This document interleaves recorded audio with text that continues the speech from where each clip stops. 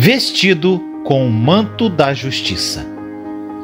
No livro de Isaías, capítulo 61, versículo 10 diz: É grande o meu prazer no Senhor. Regozija-se a minha alma em meu Deus, pois ele me vestiu com as vestes da salvação e sobre mim pôs o manto da justiça. Qual noivo que adorna a cabeça como um sacerdote? Qual noiva que se enfeita com joias? Independente, meu irmão, minha irmã, de como está a sua vida hoje, dos seus erros, da sua situação, do seu passado, não interessa. Você tem a oportunidade de recomeçar a sua vida. Olha o que aconteceu com este jovem. Depois de ouvir uma mensagem sobre o amor do pai em um culto, um jovem que se envolveu em muitas brigas de gangues, entrou e saiu da prisão inúmeras vezes, se apresentou para receber Jesus como seu Senhor e Salvador.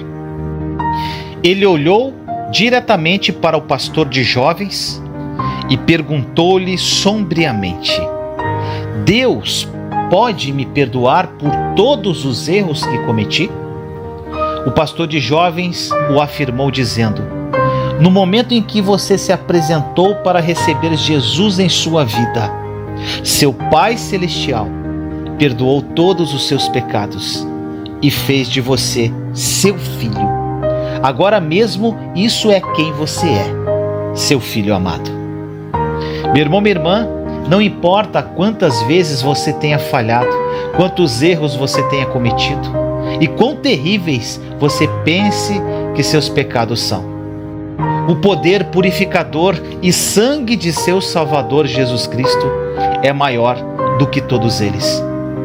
Deus fez esta promessa a você na sua palavra em Isaías 1,18. Diz assim: venham, vamos refletir juntos, diz o Senhor. Embora os seus pecados sejam vermelhos como escarlate, eles se tornarão brancos como a neve. Embora sejam rubros como púrpura, como a lã se tornarão. Meu irmão, minha irmã, este é o poder da cruz em sua vida. No momento em que você crê em Cristo, todos os seus pecados são lavados de uma vez por todas e você fica branco como a neve. Você já viu, meu irmão, minha irmã, como a neve brilha à luz do sol? É assim que seu Pai Celestial o vê agora, vestido com um manto reluzente da justiça. Oh, glória! Mas Vinícius, o que fiz para merecer este manto de justiça? Você pode perguntar. Considere, meu irmão, minha irmã, o filho pródigo. O que o filho fez para merecer o abraço do pai? Ou o melhor manto que o pai ordenou que seus servos contratados trouxessem para ele? Como diz em Lucas 15, 22, fala assim: mas o pai disse aos seus servos: depressa, tragam a melhor roupa e vistam nele. Coloquem um anel em seu dedo e calçado em seus pés. Então, meu irmão, minha irmã, o que o filho fez para merecer? Absolutamente nada. O melhor manto é uma ilustração do manto de justiça com que seu Pai Celestial o vestiu quando você recebeu Jesus. Este manto de justiça é um presente gratuito. Você não pode conquistá-lo, trabalhar por ele ou merecê-lo. É por isso que tudo o que ouvimos sobre o que o Pai fez para receber seu filho em casa é uma imagem da graça incrível e incondicional de nosso Pai Celestial. A nossa parte é apenas crer em sua bondade e receber de todo o coração a abundância da graça e o dom da justiça dele para reinar vitoriosamente sobre todas as áreas de derrota em nossas vidas. Seja consciente do perdão. No Salmo 103, versículos de 2 a 4 diz: bendiga ao Senhor a minha alma, não esqueça de nenhuma de suas bênçãos. É Ele que perdoa todos os seus pecados e cura todas as suas doenças, que resgata a sua vida da sepultura e o coroa de bondade e compaixão. Meu irmão, minha irmã, veja se você se identifica com este caso. Vamos supor que você sai com seu cônjuge para almoçar e por algum motivo, toda vez que ele faz um comentário passageiro, você se vê rebatendo irritado com ele ou fazendo um comentário desnecessariamente provocativo. Você já teve um dia desses, meu irmão, minha irmã? Se você refletir profundamente sobre por que estava tão irritado, pode ser que você possa estar se sentindo culpado por alguns assuntos do seu dia a dia. Você necessariamente pode não ter feito nada de errado, mas você pode ter permitido que um pouco de culpa rastejasse em seu coração e inconscientemente permitiu que a condenação viesse, a maldita condenação. Meu irmão, minha irmã, quando você está sob uma nuvem de julgamento, pode se tornar uma pessoa realmente desagradável de estar por perto. Acredite em mim, meu irmão, minha irmã, eu sei do que eu estou falando. Mesmo se você for uma pessoa extremamente ungida e pregue sobre a graça, a nova aliança e o perdão de Deus, poderão haver momentos em que a condenação irá se insinuar em seu coração e você estará completamente alheio a ela. Quando isso acontece, você precisa descobrir o motivo para a sua irritabilidade. Você precisa de um momento de clareza para observar o estado do seu coração. Faça isso para que você não caia tão fácil na condenação e na culpa. Quando você está sob a culpa e condenação, o dia todo você pode se sentir péssimo e todas as suas respostas têm um aguilhão nelas. Essa não é a vida abundante. E você sabe onde tudo isso volta? Tudo se resume a ter um sentimento constante do perdão de Deus sobre a sua vida. Meu irmão, minha irmã, em vez de aceitar e abrigar toda a culpa, condenação e julgamento, precisamos estar seguros de nosso perdão perfeito em Jesus. Existe uma qualidade redentora em ser consciente do perdão, em oposição a estar consciente das suas falhas, pecados e erros. Quando você tem consciência do perdão e vê suas falhas na cruz de Jesus, recebe poder para romper sua irritabilidade, impaciência e mau humor com os outros. Você recebe poder para escapar de seus distúrbios alimentares, seus vícios e ansiedades. Quando você percebe que não merecemos o perdão e a graça de Deus, mas mesmo assim Ele nos concede, esta revelação de seu favor imerecido nos muda por dentro.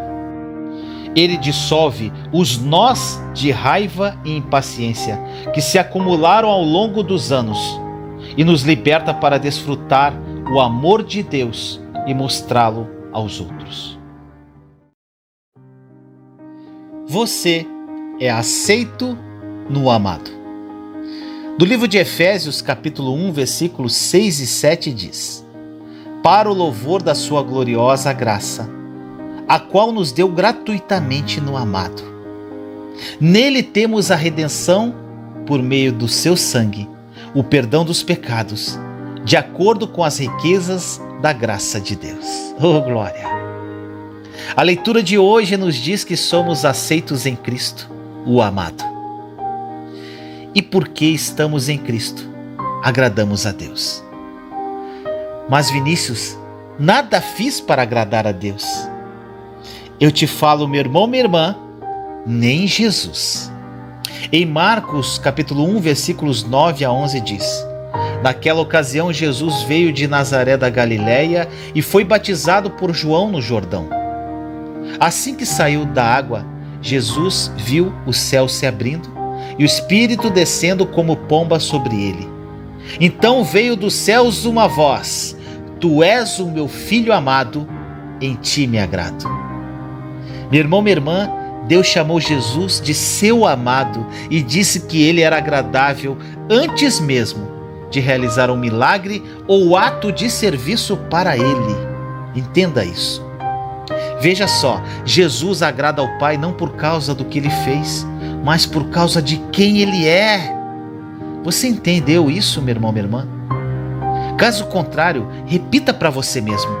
Jesus agrada ao Pai não por causa do que Ele fez, mas por causa de quem Ele é. Agora, meu irmão, minha irmã, troque o nome de Jesus pelo seu nome e repita isso todos os dias da sua vida. Jesus não teve que fazer ou realizar nada antes de ser considerado amado e agradável ao Pai.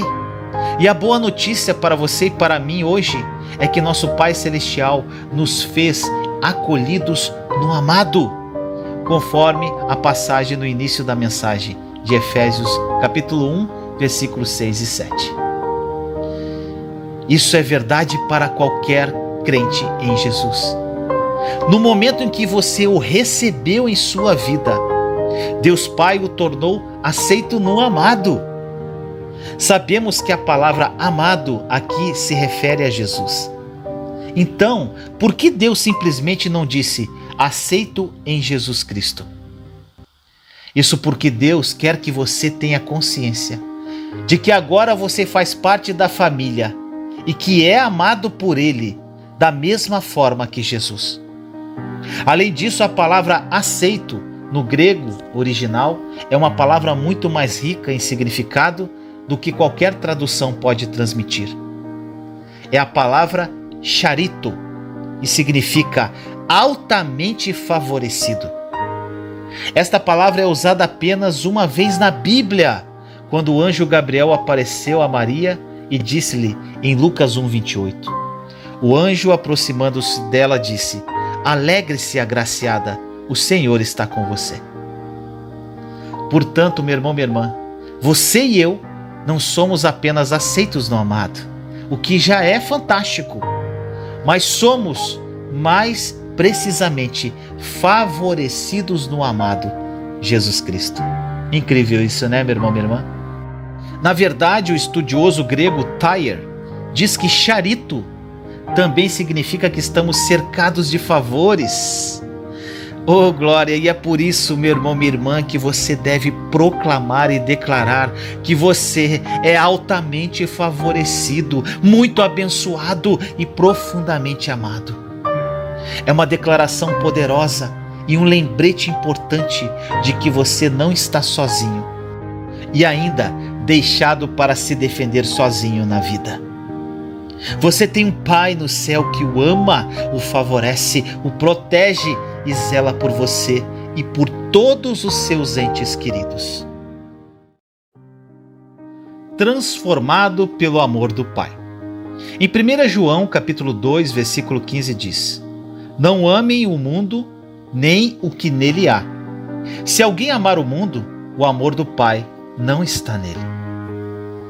Meu irmão, minha irmã, como alguém que prega fortemente sobre a nova aliança, a obra consumada da cruz e o evangelho da graça, uma das perguntas mais comuns que surge é: Vinícius, você está dizendo que tudo é só pela graça e que podemos viver da maneira que quisermos, com total desprezo por Deus? Você está dizendo que não temos que servi-lo?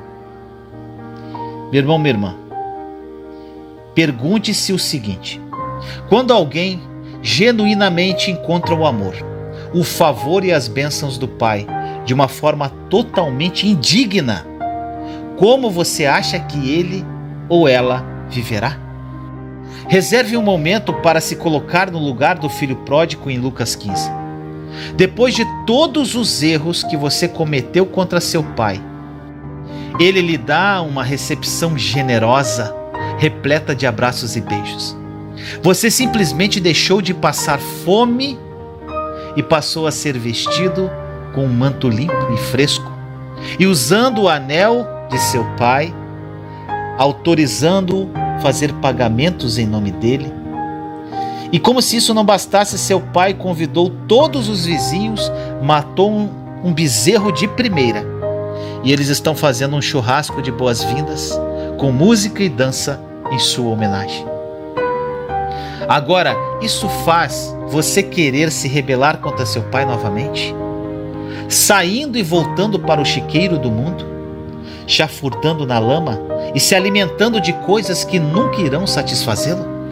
É claro que não, meu irmão, minha irmã. Há um grande mal-entendido de que os cristãos que lutam e se entregam ao pecado e que ainda amam o mundo, o fazem porque não amam a Deus o suficiente.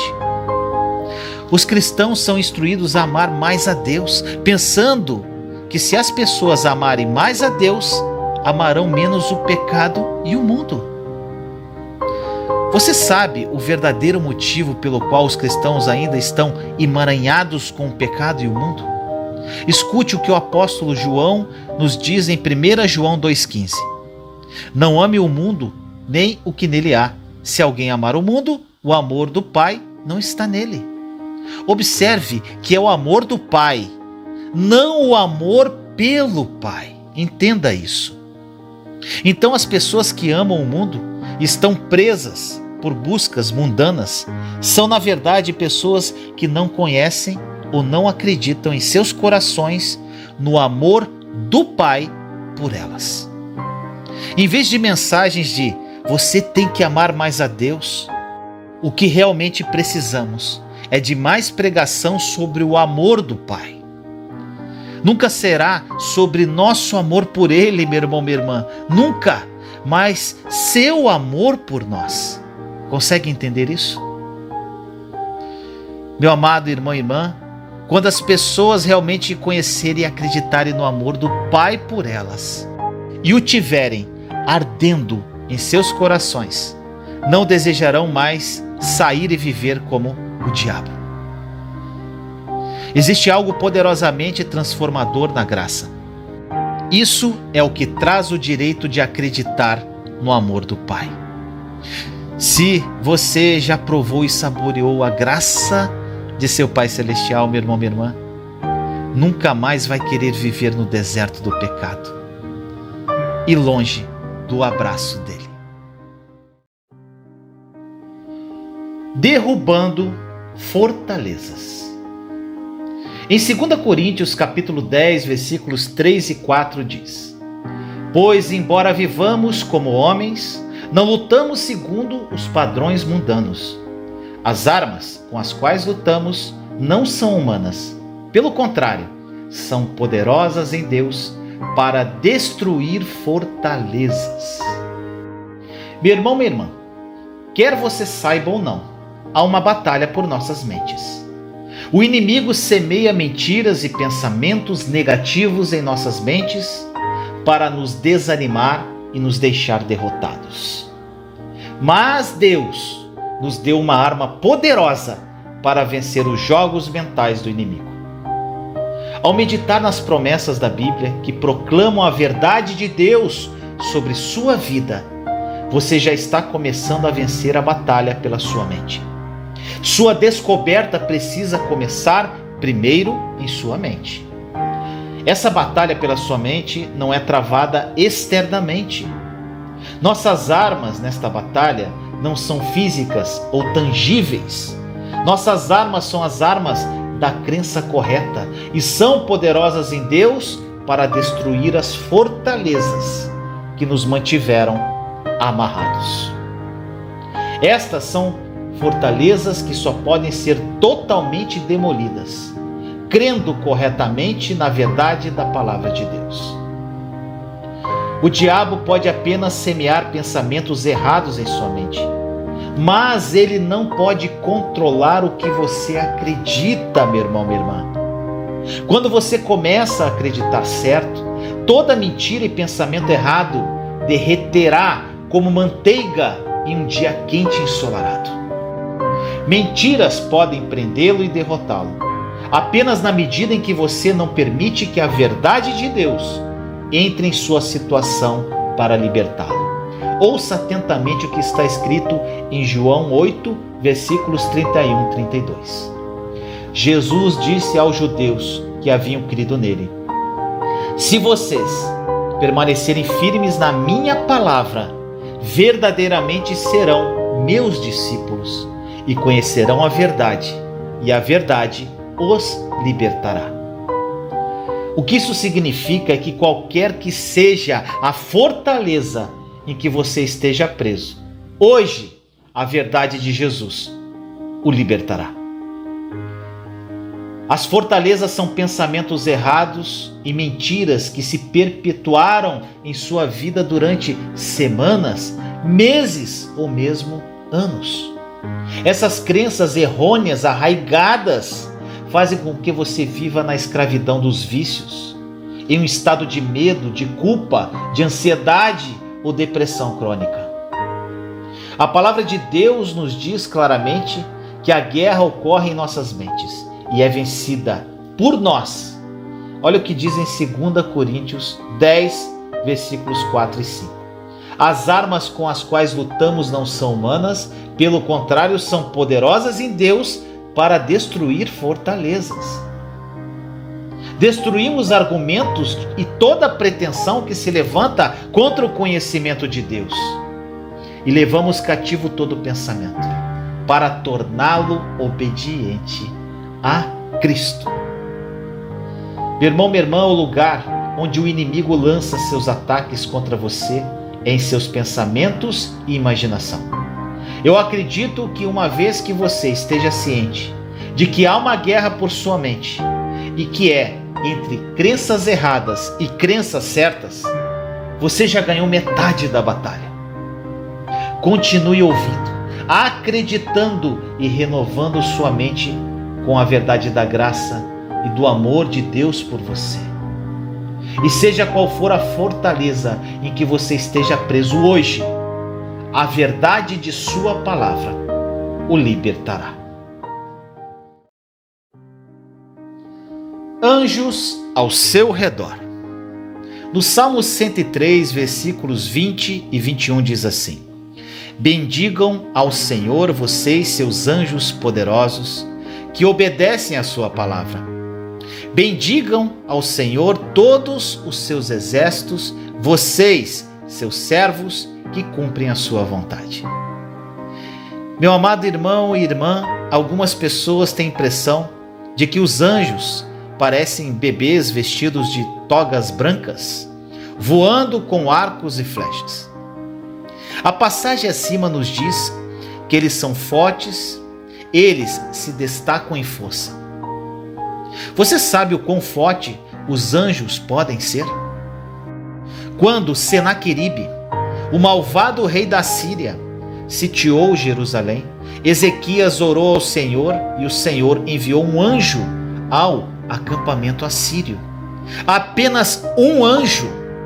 Em uma noite a Bíblia diz que o anjo do Senhor foi ao acampamento assírio e matou 185.000 soldados assírios.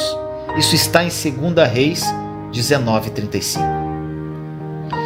Meu irmão, minha irmã, aqui está algo mais sobre os anjos. Eles cumprem a sua palavra, ou seja, eles não operam fora dos limites da palavra de Deus.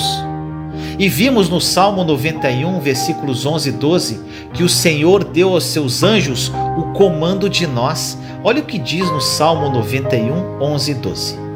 Porque a seus anjos ele dará ordens a seu respeito, para que o protejam em todos os seus caminhos.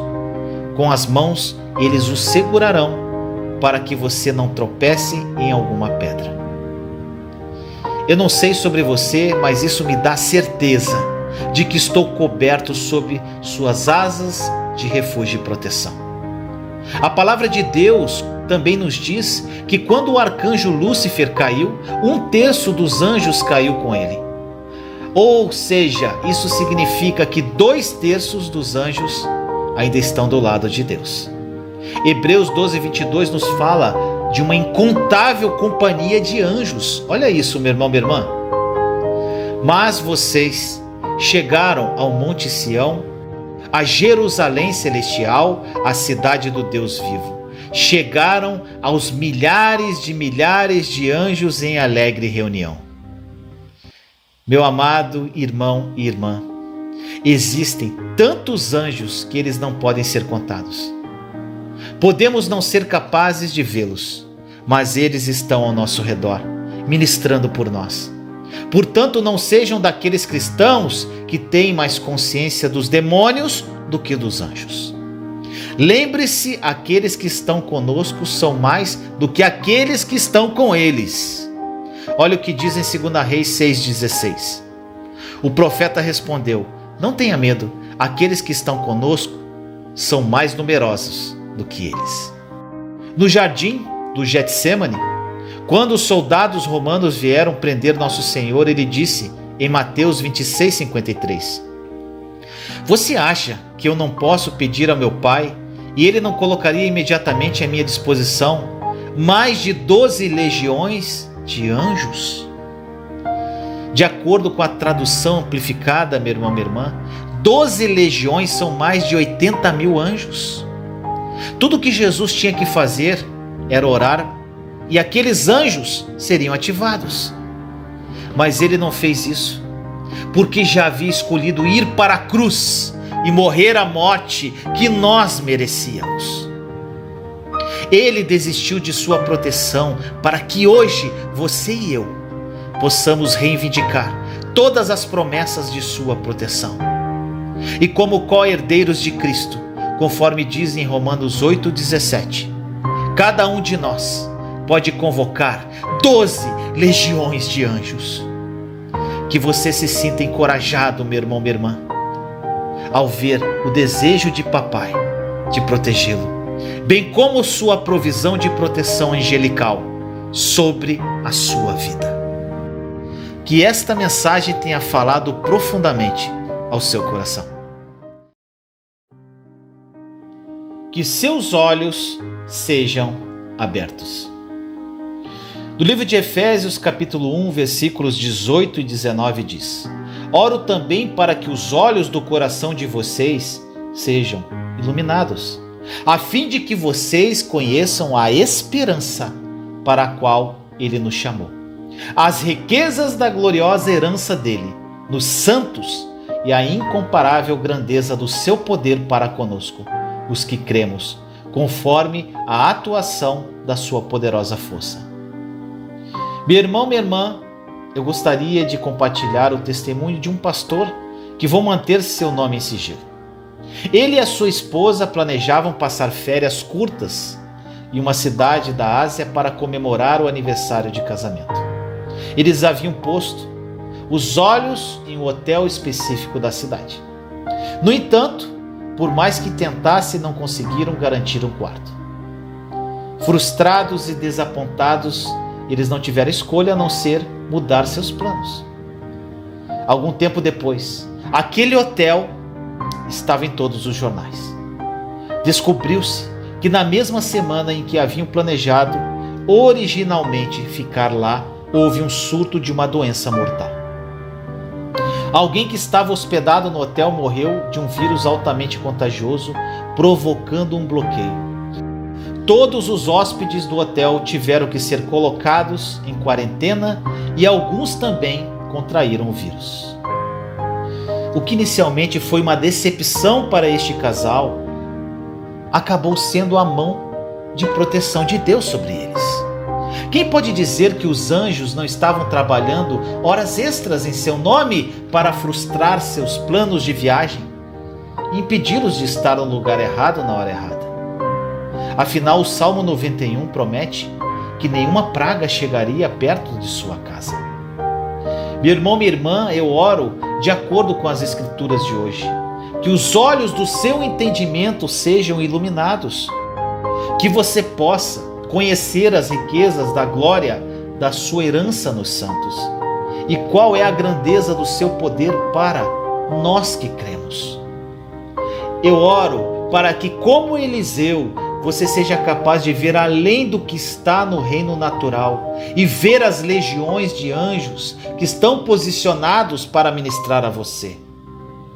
A Bíblia diz que assim fixamos os olhos não naquilo que se vê, mas no que não se vê, pois o que se vê é transitório, mas o que não se vê é eterno. 2 Coríntios 4,18. Hoje podemos não ver fisicamente os anjos, mas sabemos que eles estão aqui conosco. O Senhor prometeu que nunca nos deixará, nem nos desamparará. Em Hebreus 13:5 diz: conserve-se livres do amor ao dinheiro e contentem-se com o que vocês têm, porque Deus mesmo disse: nunca o deixarei, nunca o abandonarei. Ele prometeu que sua bondade e misericórdia nos seguirão todos os dias de nossas vidas. Olha o que diz o Salmo 23:6. Sei que a bondade e a fidelidade me acompanharão todos os dias da minha vida e voltarei à casa do Senhor enquanto eu viver. Meu amado irmão e irmã, nossa confiança não está no que vemos, mas em suas promessas, que são eternas. E ao colocar sua confiança no Senhor, oro para que você experimente todas as bênçãos que o Senhor Jesus adquiriu para você na cruz do Calvário. Que esta mensagem tenha falado profundamente ao seu coração. Não há sofrimento para o cristão? No livro de Filipenses, capítulo 1, versículo 29, diz assim: pois a vocês foi dado o privilégio de não apenas crer em Cristo, mas também de sofrer por Ele. A pergunta é: não há sofrimento no corpo de Cristo hoje? Meu caro irmão e irmã, nenhuma das verdades de proteção encontradas na palavra de Deus nega o fato de que somos chamados e recebemos o privilégio de sofrer perseguição por causa de seu nome, como o apóstolo Paulo afirma nas Escrituras de hoje. Além disso, Paulo diz a seu protegido Timóteo, em 2 Timóteo 3,12: de fato, todos os que desejam viver piedosamente em Cristo Jesus serão perseguidos. O próprio Jesus disse que aqueles que o seguem serão perseguidos por causa do seu nome. Mateus 10:22 diz: todos odiarão vocês por minha causa, mas aquele que perseverar até o fim será salvo. Deixe claro, meu irmão, minha irmã, que esta perseguição não envolve doenças terminais, acidentes trágicos ou morte prematura. Aí você pode perguntar: mas Vinícius, não era Jó um homem justo que experimentou um sofrimento terrível? Como eu sempre falo, você precisa entender que vive sobre uma nova aliança e precisa ler a palavra de Deus com as lentes dela. Por enquanto, eu quero que você veja que o que aconteceu com Jó não é algo que acontecerá com você que está em Cristo hoje. Veja uma das reclamações de Jó. Está em Jó 9,33. Diz assim: se tão somente houvesse alguém para servir de árbitro entre nós, para impor as mãos sobre nós dois. Agora leia estas palavras poderosas faladas por Eliú em Jó 33, versículos 23 e 24, que descreve este mediador. Olha isso. Havendo, porém, um anjo ao seu lado como mediador dentre mil, que diga ao homem o que é certo a seu respeito, para ser-lhe favorável e dizer: poupa-o de descer à cova, e encontrarei resgate para ele. A descrição de Eliú, de um mediador, prenuncia o que 1 Timóteo, capítulo 2, versículos 5 e 6 diz: pois há um só Deus e um só mediador entre Deus e os homens, o homem Cristo Jesus, o qual se entregou a si mesmo como resgate por todos. Esse foi o testemunho dado em seu próprio tempo. Jó experimentou seus sofrimentos porque não tinha um mediador. Presta atenção nisso. Mas hoje você e eu o fazemos, na pessoa de nosso Senhor Jesus, que morreu na cruz para expiar nossos pecados e nos tornou justos diante de Deus. Ele se tornou o nosso resgate. A palavra hebraica para resgate vem da raiz kapar, que significa fazer expiação. Meu amado irmão e irmã, o sangue expiatório de Cristo cancelou todos os direitos legais que o inimigo tinha contra você e sua família. Quando você recebe tudo o que o seu sacrifício perfeito na cruz realizou por você, você não precisa viver com medo de ser como Jó. Ao contrário de Jó, você tem um mediador, Cristo Jesus. Nele você pode esperar um futuro cheio de suas promessas, bênçãos e proteção. Proclame, meu irmão, minha irmã, o contido no Salmo 23, versículo 6. Sei que a bondade e a fidelidade me acompanharão todos os dias da minha vida, e voltarei à casa do Senhor enquanto eu viver. Que essa palavra tenha falado ao seu coração. Deus é capaz e está disposto. No livro de Mateus, capítulo 8, versículos 2 e 3 diz assim: Quando ele desceu do monte, grandes multidões o seguiram. Um leproso, aproximando-se, adorou de joelhos e disse: Senhor, se quiseres, podes purificar-me. Jesus estendeu a mão, tocou nele e disse: Quero, seja purificado. Imediatamente ele foi purificado da lepra. Meu amado irmão e irmã, todos os cristãos provavelmente acreditam que Deus tem o poder de abençoar, curar, proteger, prosperar e fazer de alguém um sucesso. No entanto, sabemos que nem todos os cristãos acreditam que Deus está disposto a fazer isso tudo por eles. Na passagem que você ouviu no início da mensagem, registra a história de um leproso que veio a Jesus para ser curado. O leproso não duvidava da capacidade de Jesus de curá-lo, mas não tinha certeza se Jesus estava disposto a curá-lo. Um leproso que foi condenado à rejeição de todos. Em outras palavras, ele acreditava na onipotência de Deus, mas não tinha certeza se o coração de Deus era de amor e favor imerecido para com ele. Eu tenho certeza de que você conhece cristãos que são assim. Eles podem acreditar no poder de Deus, mas não têm certeza do coração de Deus para com eles. Eles sabem que Deus pode, mas não têm certeza se Ele está disposto. Meu amado irmão e irmã, não seja como aquele leproso que interpretou Jesus completamente mal.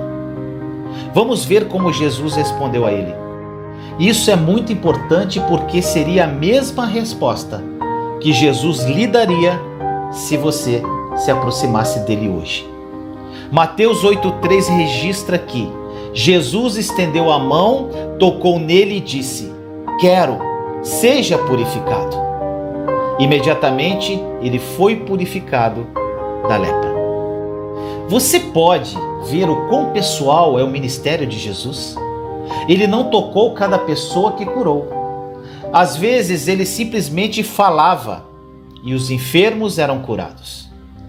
Mas neste caso, Jesus estendeu a mão e tocou o leproso com ternura.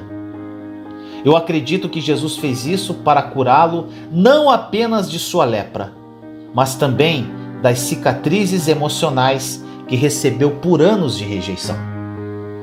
A lepra era uma doença altamente contagiosa e a lei proibia os leprosos de entrarem em contato com qualquer pessoa.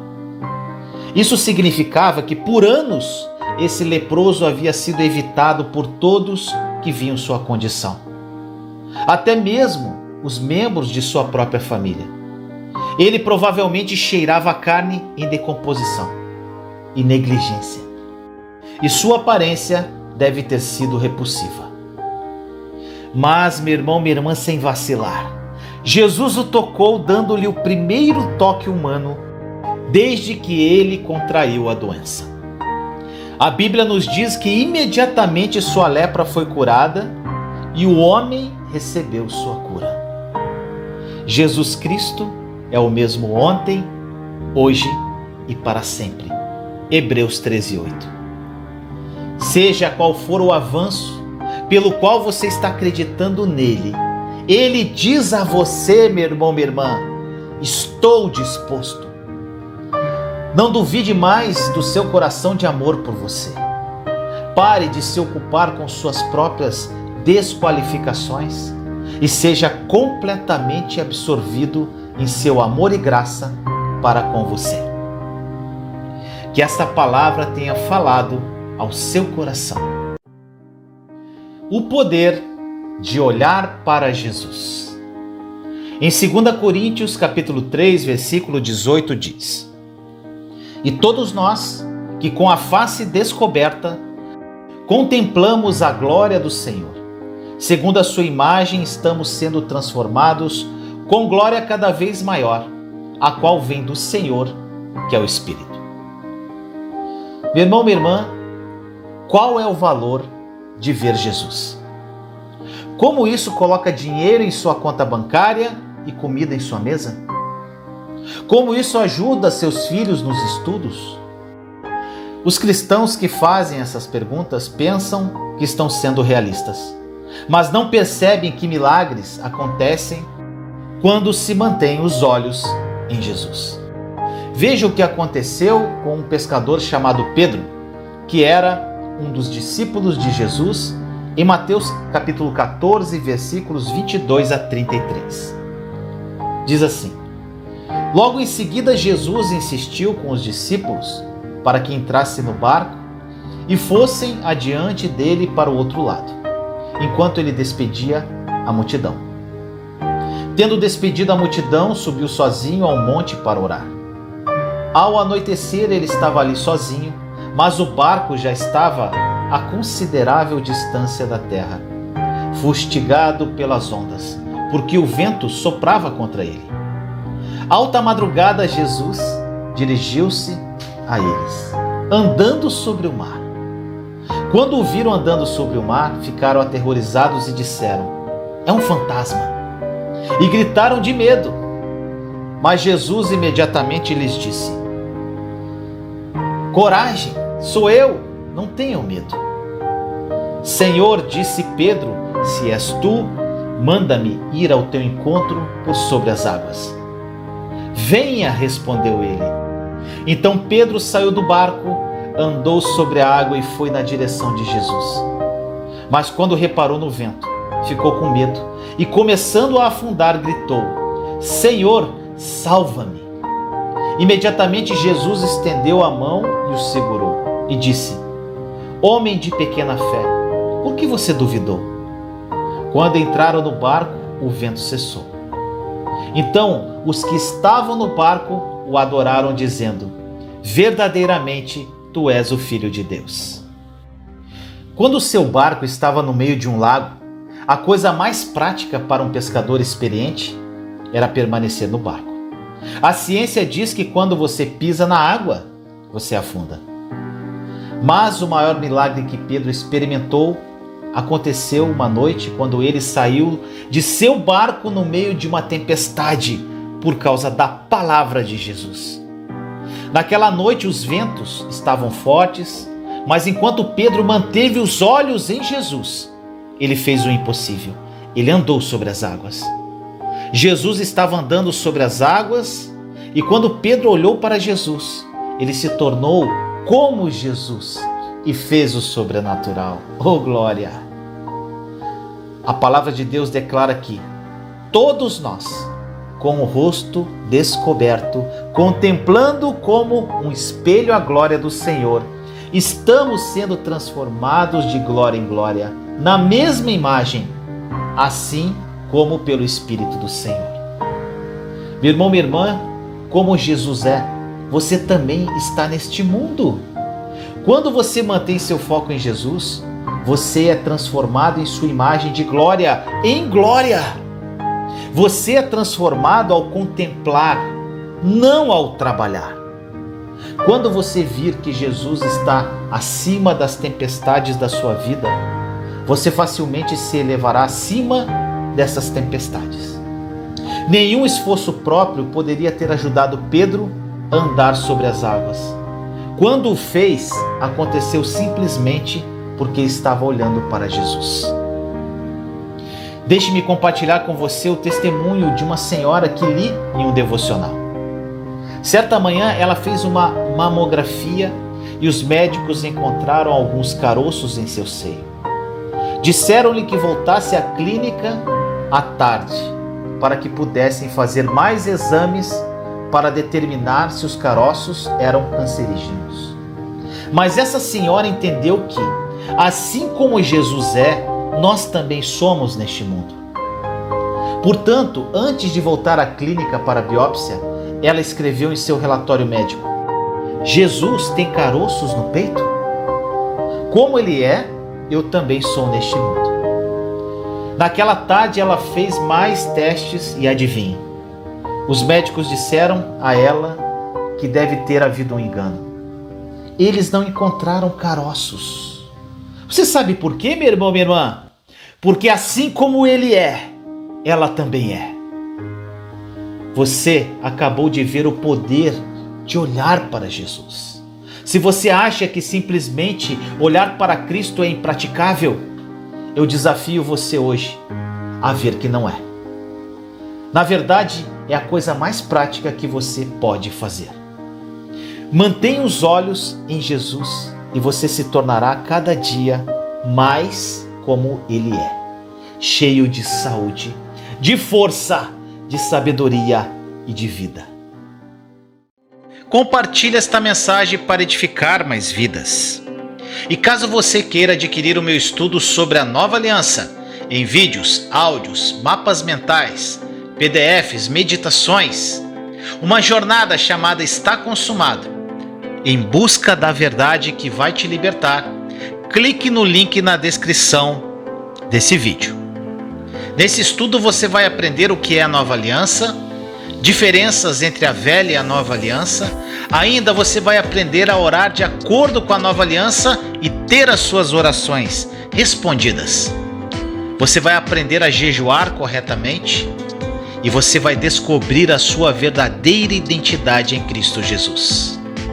Além disso, você vai entender o que representou a obra consumada da cruz de Jesus e todos os benefícios que ela carrega, entre outras coisas incríveis.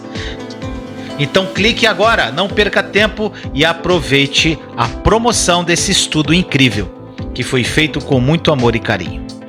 Te amo em Cristo Jesus.